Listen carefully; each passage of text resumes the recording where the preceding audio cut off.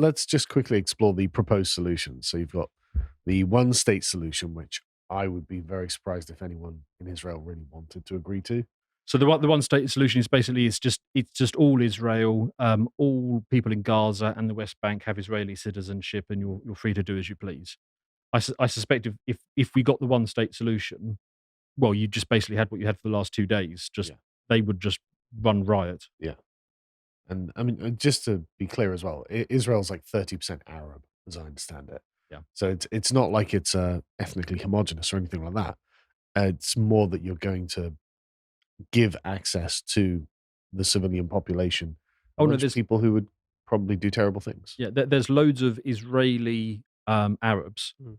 and I mean there's even I think that there's been a general in the IDF who was an Israeli Arab. Mhm. I mean, loads of professional people in Israel are Arabs.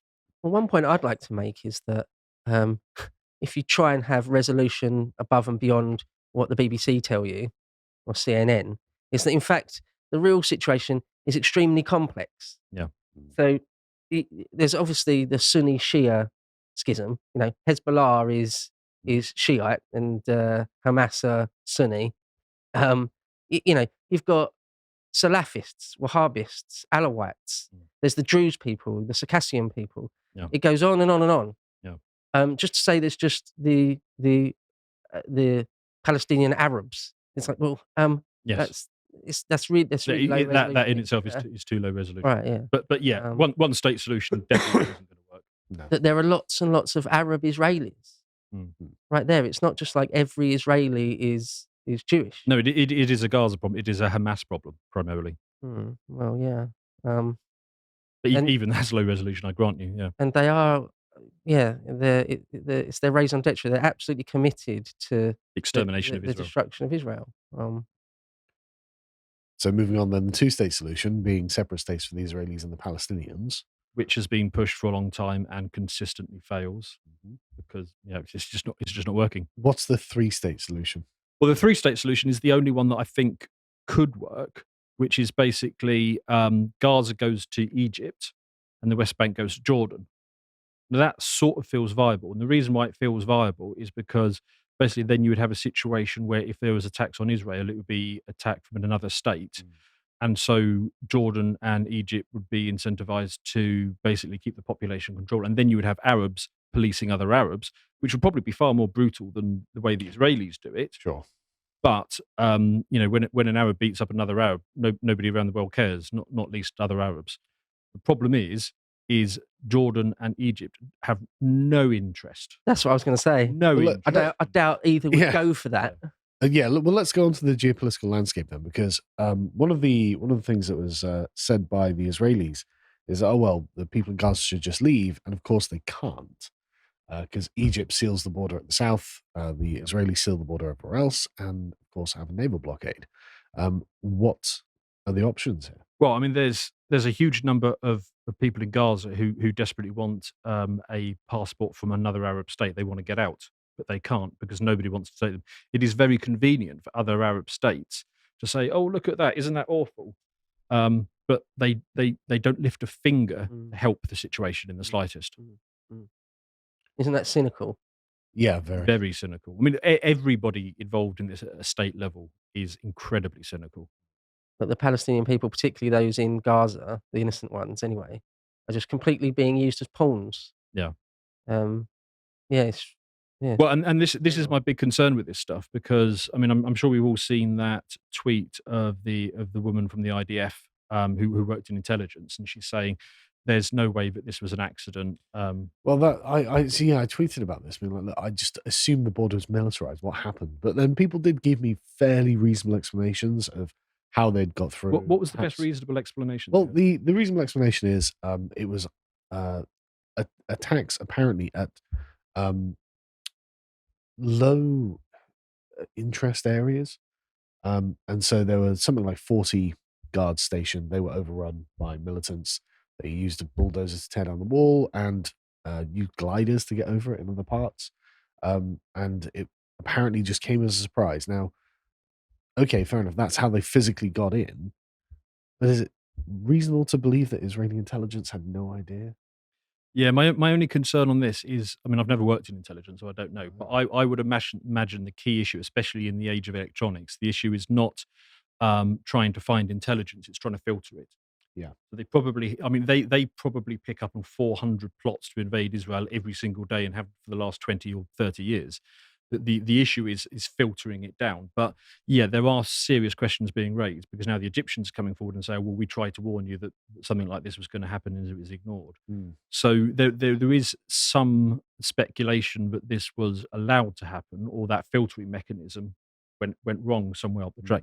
And my concern with this is I'm worried that, okay, in what world does this attack make sense for Hamas, right? Because Hamas cannot win against Israel. They can't. But if they can drag somebody like Iran into it and make this a regional conflict, suddenly their chance of success shoots up dramatically. Doesn't mean it's going to happen, but it does shoot up dramatically. Yeah, they have to use a kind of like judo move, Yeah. like as in provoke Israel to commit atrocities in Gaza. That And maybe that's why these attacks were horrific and as broadcast as they were. entirely possible. And just a quick thing as well. As I understand it, these tactics actually seem more advanced than usual for Hamas. Yeah. Like, where did they get 5,000? Because normally, because a lot of people say, well, how did the rockets get past the Iron Dome? It's like, well, apparently it was just overwhelmed with the just sheer volume of rocket fire. But of course, how do you get 5,000 rockets into a blockaded open air prison? Yeah. A few things. If I may. First of all, I don't think Iron Dome's ever been 100%. No. It's Anyway. not that it's 100%. Also, Hamas, it's interesting that Hamas are Sunni, I believe, but get a lot of their funding and arms from Iran, which is obviously Shiite. And possibly Qatar as well. And Qatar, yeah, their leader usually resides in Doha, Yeah. in Qatar. They get a lot of backing from Turkey. Mm. You find Erdogan shaking hands with the leader of Hamas. Yes. But Which gives way to my regional conflict point. so I think it's one of two things probably. Either that they're playing some 3D chess, trying to get Iran involved in a much, much wider conflagration, or they just don't care necessarily about the repercussions to themselves. Yeah. Here's just a chance to So butcher a load of it could be Israelis, and pure- it's as simple as that. We're just Could going to be do that. pure animalistic. We're just going to No hurt idea. them, and we're not even thinking about what happens the following day.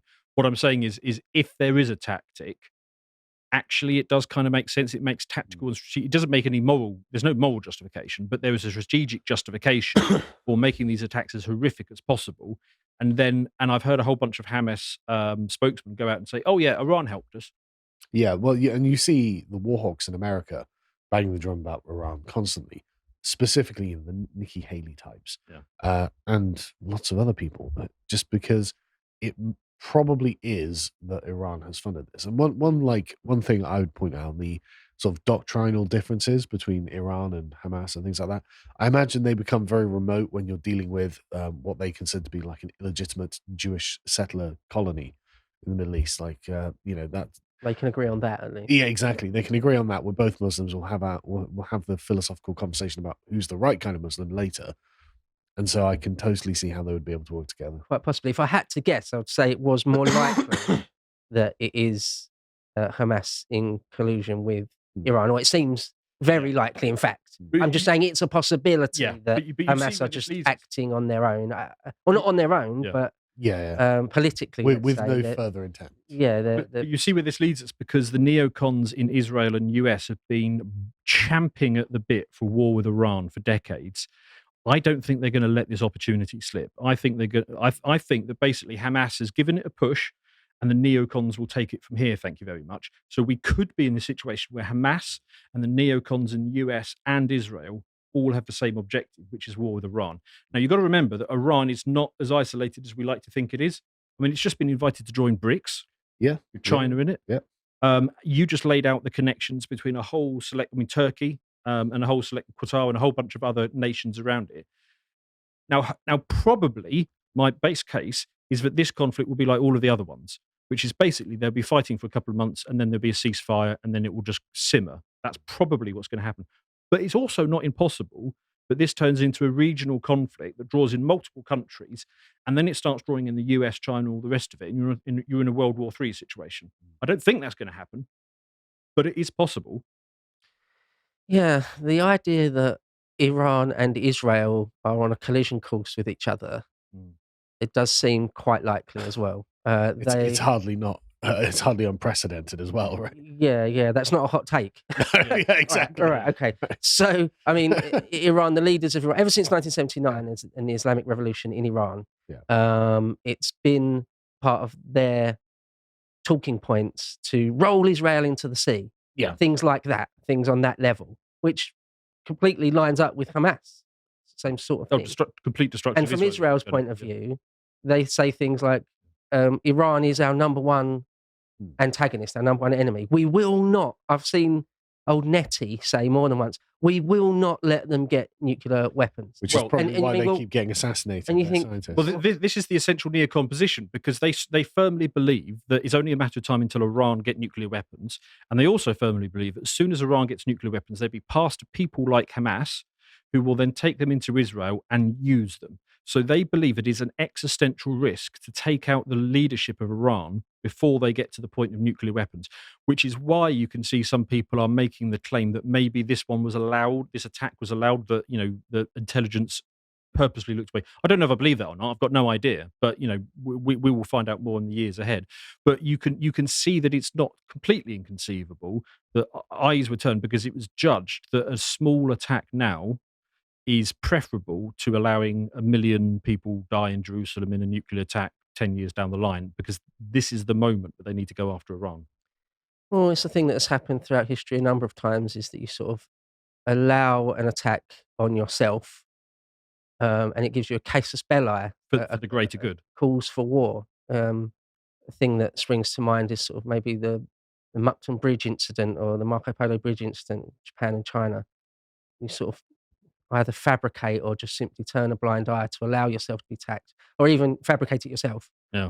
And then you've got the political reason to do a war that you want. Yep.